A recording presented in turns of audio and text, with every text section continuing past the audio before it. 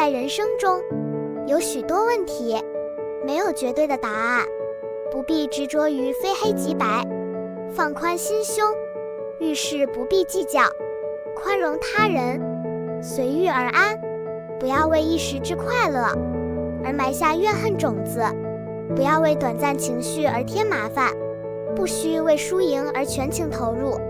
顺从并不难，不争是清醒的表现，随缘是积极的态度。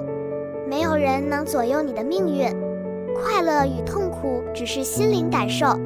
超越狭隘和自私，你会发现处处是天堂。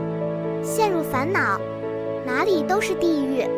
命运取决于努力和心态，掌握在你手中，也在你心里。如果您喜欢这个影片，就请您把它分享到您的朋友圈，谢谢，感恩。